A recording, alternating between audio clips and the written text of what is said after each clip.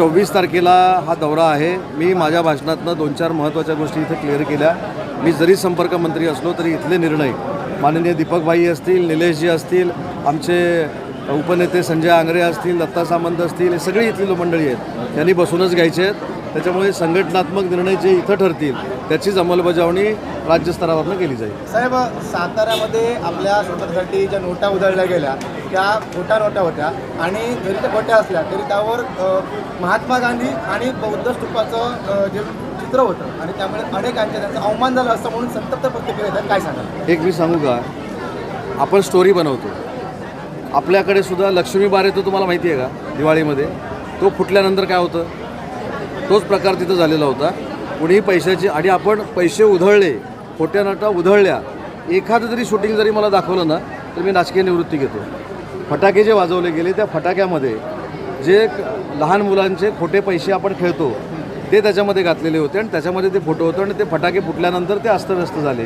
ताबडतोब काही लोकांनी, मला असं वाटतं की जगताप नामा एक कोणतरी आहेत, त्यांनी सांगितलं की माझ्यावर खोट्या नोट्या उधळल्या. आता फटाक्यातनं फुटल्या असं म्हटलं असं तर ठीक आहे, पण उधळल्या म्हटल्यानंतर ब्रेकिंगच झाली ना. तसं सिंधुदुर्गवासियांनी, मी सिंधुदुर्ग असल्यामुळं असे काही शब्दप्रयोग करू नये अशी माझी विनंती आहे. कुठेही उधळल्या गेल्या नाहीत. फटाक्यामध्ये त्याला काय म्हणतात आपण, फटाके गुंडाळलेल्या होत्या, त्या फुटल्यानंतर बाहेर आल्या. राज ठाकरेंची तुम्ही भेट घेतलात. राज ठाकरेंनी असंही पत्र काढलं की आता जी बँकेमध्ये मराठी भाषा बोलली पाहिजे कंपल्सरी, त्याचं थांबवण्यात आलं आहे आंदोलन. राज ठाकरे साहेबांना सकाळी जे मी भेटलो त्याची पूर्ण कल्पना आमचे मुख्य नेते एकनाथ शिंदे साहेबांना होती. मराठी भाषेच्या संदर्भामध्ये ज्या काही त्यांच्या भूमिका आहेत त्या समजून घेण्यासाठी मी तिथं गेलेलो होतो. त्यांची सगळी भूमिका मी समजून घेतलेली आहे. मराठी भाषेचा मंत्री म्हणून ते मी मुख्यमंत्री आणि दोन्ही उपमुख्यमंत्र्यांच्या कानावर घालणार आहे. साहेब, याच्या अगेन्स्टच आता उबाटा असं फरमान काढलं त्यांनी की तुम्ही घाबरू नका, आम्ही तुम्हाला मराठी शिकवू, असं तिने आता फरमान काढले. ते आता जे अमराठी त्यांना मराठी शिकवणार आहे. आनंदाची गोष्ट आहे ना. उबाठानं जर पुढाकार घेतला तर आनंदाची गोष्ट आहे, पण सक्सेस किती होते बघूया ना. शेवटी बॅनर लावून फक्त पब्लिसिटी करण्यापेक्षा त्याच्यामध्ये काहीतरी काम करून दाखवावं ना. साहेब, मत्स्यजोगमध्ये योगेश कदम हे भेटायला गेले, त्यांच्या कुटुंबीय आले होते त्यावेळी त्यांचा मोबाईल गहाळ झाला आहे. काय सांगा? आता त्यांचा मोबाईल गहाळ झाला तर पोलीस शोधतील. आता परवा देखील विधानसभेमध्ये अनेक पत्रकारांनी मला विचारलं तुमचा मोबाईल हरवला काय. कोणतरी माझ्याबरोबर येत होतं विधानसभेमध्ये, त्यांनी मला चेष्टेने विचारलं तुमच्या हातात मोबाईल दिसत नाही. मी त्यांना चेष्टेने म्हटलं की मोबाईल हरवला, उदय सामंत यांचा मोबाईल हरवला. तसा हरवला आहे की मी आधी योगेशजींना विचारतो आणि खरोखरच हरवला असतील तर ते राज्य गृहमंत्री आहेत, त्याचा तपास करून मिळवतील. उद्योगमंत्री आहात तुम्ही आणि सिंधुदुर्गासाठी काय देणार आता? आताच दीपकबाईंशी चर्चा झाली. पुढच्या आठवड्यामध्ये आढाळीच्या संदर्भामध्ये आम्ही एक सविस्तर बैठक घेतो आहे. आढाळीचं एक्सपान्शन करण्याच्या संदर्भामध्ये देखील काही दीपकबाईंनी सूचना केलेल्या आहेत, त्याचं देखील आम्ही पालन करू. पण आढाळीच्या MIDCमध्ये पुढच्या कालावधीमध्ये प्रकल्प आणून नक्की दाखवू.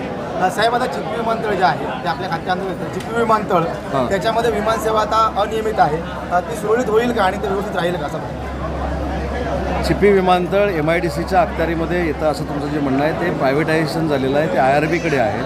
परंतु IRB आणि स्लॉट मिळणं याच्यामध्ये IRBचा त्याच्यामध्ये काही दोष नाही. मला असं वाटतं की त्याच्यामध्ये देखील राणेसाहेबांनी स्वतः दीपकबाईंनी लक्ष घातलं आहे आणि तुम्हाला अपेक्षित असलेलं उत्तर काही दिवसामध्ये तुम्हाला मिळेल. सिंधुदुर्ग जिल्ह्याला मंत्रिमंडळात स्थान द्यावं अशी कार्यकर्त्यांची मागणी आहे, त्याचा विचार होणार. त्या भावना शिंदे साहेबांपर्यंत पोहोचवल्या जातील. साहेब, पुढील ज्या निवडणुका आहेत त्या स्वबळाच्या निवडणूक लढाव्यात असे काही आपले कार्यकर्ते सांगतात. असं कुठं चर्चा झाली नाही. या संदर्भात जर पक्षप्रवेश घेताना काही अडचणी निर्माण होतात असंही काही कार्यकर्ते. नाही, तुम्ही सगळ्यांची भाषणं ऐकली असेल. त्यांनी सांगितलं की उबाठामधनं जे येणारे आहेत त्यांच्या पक्षप्रवेशाला वेळ झालेला होता, त्याचा पक्षप्रवेश आम्ही सुरू केला. आणि माझ्या भाषणामध्ये देखील, दीपकबाईंच्या भाषणामध्ये देखील, निलेशजींच्या भाषणामध्ये देखील आणि आमच्या दोन्ही जिल्हाप्रमुखांच्या भाषणामध्ये देखील हेच होतं की स्वतःची संघटना वाढवायची आहे आणि स्वतःची संघटना वाढवत असताना महायुतीतल्या सगळ्या लोकांना समन्वय साधून वाढवायची आहे. साहेब, चिपी विमानतळ हे सुरक्षित नसल्यामुळे तिथे आता कुठलीच विमानं येत नाहीत. त्यामुळे माजी आमदार वैभव नाईक आहेत यांनी चक्क 8 दिवसात टाळं मारणार असं घोषणा केली. कसं बघता? नाही, ही घोषणा 2 महिन्यापूर्वी होती. पुन्हा केली, रिपीट केली. 15 दिवसात रिपिटेशन. कारण 2 महिन्यापूर्वी 8 दिवसात लावतो असं बोलले होते. आता किती दिवसात सांगितलं? 15 दिवसात. माहिती घेतो ना. आता पूर्वी 2 महिन्यापूर्वी सांगून 8 दिवसात त्यांनी का लावलं नाही, आता परत 2 महिन्यानंतर का लावतो म्हणतात, जरा माहिती घेतो. हां, 2 महिन्यापूर्वी म्हणाले होते 8 दिवसात करतो म्हणून. थँक्यू तुमचा दौरा